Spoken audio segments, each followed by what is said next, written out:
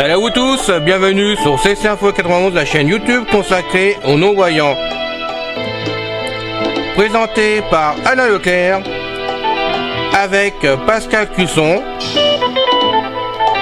Musique de notre ami José Licenciato, qui nous l'offre gratuitement la musique, merci à lui. Soyez tous et bienvenus sur la chaîne.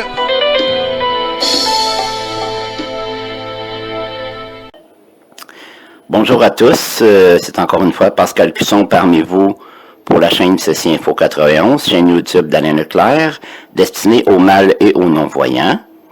Aujourd'hui, nous poursuivons notre série de fascicules sur la marine à voile. Merci de votre intérêt toujours croissant pour la chaîne CC Info 91 et merci aussi pour ceux qui nous aident en publiant les liens d'inscription à la chaîne ou les liens de podcasts qu'ils aiment bien sur les murs de leurs réseaux sociaux. Continuez votre bon travail. Ceci nous encourage et grandit le nombre de nos membres fidèles. Merci. Bonne écoute. Marine à voile numéro 2 pirate numéro 2 barbe noire, aspect physique caractère et habitudes bizarres. Section 1, aspect physique. Aspect physique, il est grand et mince, il a les cheveux et les yeux noirs, sa bouche arbore un rictus cruel.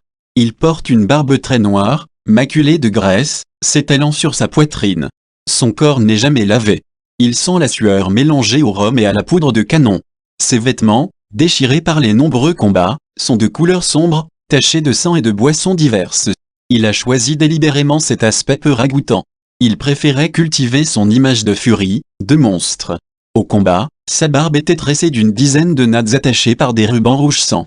Au combat, il avait pour habitude d'accrocher deux brandons enflammés sous son chapeau, lesquels pendaient le long de son visage. Il utilisait cette méthode pour terrifier ses adversaires. Caractère, est assurément un chef hors du commun, il maintient une discipline inégalée et de référence, il inspire confiance à ses hommes. Il sait fort bien naviguer par tous les temps, soigner son équipage et maintenir son moral au beau fixe. Il a des talents de diplomate pour négocier ses affaires avec des personnes de haut rang. Pourquoi le surnom de barbe noire ? La barbe noire évoque la virilité, la force brute, la masculinité. Le noir de la barbe, comme le pavillon noir, symbolise la peur, la mer obscure sous un ciel sans lune, la nuit et tous ses dangers.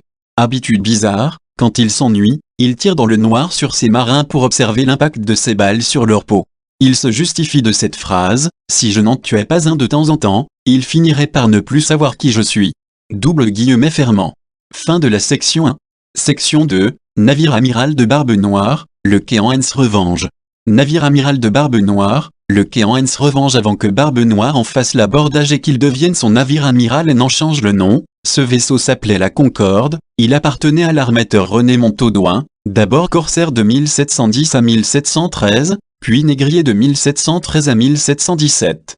Ce navire est une frégate française à 3 mâts pouvant avoir un équipage de 300 hommes, de 300 tonneaux et de 28 canons, dont Barbe Noire augmentera le nombre à 40 canons lisse tirant chacun des boulets en fonte de 32 livres à une distance de 500 pieds.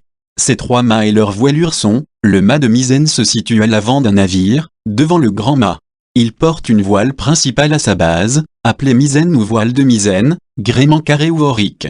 Son gréement est de type carré et ses voiles sont, hunier, perroquet, cacatois, contre-cacatois. Le grand mât est le plus grand mât d'un voilier. Il se situe devant le mât d'artimon et derrière le mât de misaine. Sur un bateau à plusieurs mâts, le grand mât, ou grand mât, est le mât principal, le plus haut d'un navire. Il porte une voile principale base principale appelée grand voile, voile carré ou aurique. Pour gréement carré, les voiles hautes, si elles existent se nomment de base en haut, hunier, perroquet, cacatois, contre-cacatois. Le mât d'artimon, mis en mast en français anglais, est le plus petit mât à l'arrière d'un voilier, derrière le grand mât. Ce mât porte une ou plusieurs voiles. Pour les gréements carrés, le mât de d'artimon porte systématiquement une brigantine, voile aurique, et parfois une voile carrée basse appelée artimon ou voile d'artimon ainsi que plus rarement des voiles carrées hautes, un hunier, qui s'appelle perroquet de fougue, un perroquet, qui s'appelle perruche, un cacatois de perruche et un contre-cacatois de perruche. Il portait 3 ancres en bronze chacune mesurant environ 3,50 mètres de long et 2,30 mètres d'empattement pour un poids d'environ 1,2 tonnes.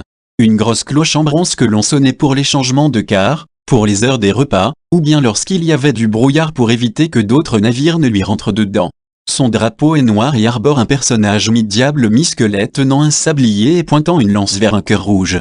La coque était peinte en noir, sa ligne de flottaison en pourpre, ses bastingages, ses 3 mâts et son nid de pied en rouge sang de bœuf. Ses voiles toutes faites du lin le plus fin mais solide, étaient peintes en gris acier semées de représentations d'éclairs tissés en fils d'argent pur. Fin de la section 2. Section 3, exemple d'une journée typique à bord de ce navire pirate. Des gabiers sautent lestement de vergue en vergue, graissant poulies et cordages afin que les voiles puissent monter et descendre rapidement et sans heurts lors des manœuvres.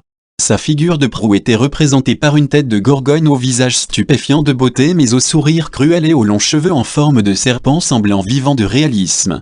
Le charpentier du bord était penché sur elle, resculptant le nez de la belle qui avait été endommagée lors de la dernière tempête rencontrée la semaine dernière au large d'Espagnola. Sur le pont, des matelots de pont sont agenouillés et armés d'éponges rêches et de seaux d'eau de mer, le brillent consciencieusement afin qu'il brille comme un sou neuf. Les canonniers nettoient les canons de pont à l'aide de brosses en acier à long manche de bois, pour en retirer les résidus de poudre et de bourre. Leurs assistants garnissent de boulets de fonte de sacs de bourre et de poudre à canon les racks de rangement situés de chaque côté placés le long du bordage. Plus loin, le chirurgien du bord est fort occupé à tailler cheveux, barbe et moustaches de ses clients, ainsi qu'à crever leurs ampoules et à refaire leurs pansements. Le bosco arpente le pont, le fouet dans la main gauche prêt à s'abattre sur le dos des paresseux, le sifflet de signal pendu au cou, et le gueuloir grand ouvert pour déverser sur les malheureux matelots injures et ordres d'une voix de stentor tout en distribuant de ci de là un coup de pied dans les reins des lambins. Tout en cheminant, il inspectait les bossoirs et les porte-manteaux où étaient fixées les chaloupes de sauvetage. De la cuisine du bord s'échappaient des odeurs de grillons et des bruits de casseroles entrechoqués avec la voix du cuisinier qui enguirlandait ses 2 hêtres qui n'allaient pas assez vite à son goût. À la passerelle de coupé, le maître d'équipage cochait sur une liste les noms des marins rentrant à bord après une bordée à terre dans les bordels et tavernes du port. D'autres les suivaient, faisant rouler devant eux tonneaux et tonnelaires enfermant, eau de vie, whisky, eau potable, porc et morue salée, biscuits de mer, farine, clous de charpente, etc. etc. Le chirurgien du bord fermait la marche, suivi de son assistant les bras chargés de paquets contenant des herbes et des poudres curatives. Dans le nid de pie, un mousse se disputait avec le macaque du bord, la mascotte, qui venait de lui chipper sa lunette d'approche. Un vieux matelot à sourire grimaçant attrapa le singe, rendit la lunette au mousse et administra plusieurs claques sur le postérieur du chapardeur qui s'enfuit en poussant des hurlements outragés et alla se réfugier dans la cuisine. Sur la dunette arrière, les animaux de boucherie dans leur cage meuglaient, caquetaient et grognaient à qui mieux, détestant d'être enfermés. Les officiers du bord y étaient rassemblés et discutaient à voix basse entre eux et se demandant ce que leur capitaine avait décidé pour leur prochaine sortie en mer. À l'arrière de la dunette, une porte menant à la carrée du capitaine Barbe Noire s'ouvrit, et celui-ci en émergea.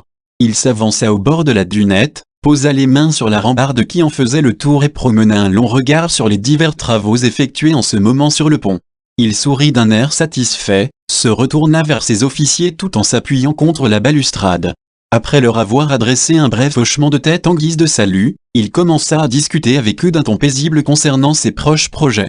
Fin de la section 3 et fin du podcast. J'espère que cette écoute vous a plu. Alors, jusqu'à la prochaine fois, prenez bien soin de vous. Bye bye. Ciao. C'est fini les amis. Merci d'être passé sur la chaîne. Je vous dis à bientôt avec Pascal. Pensez à vous abonner, c'est important.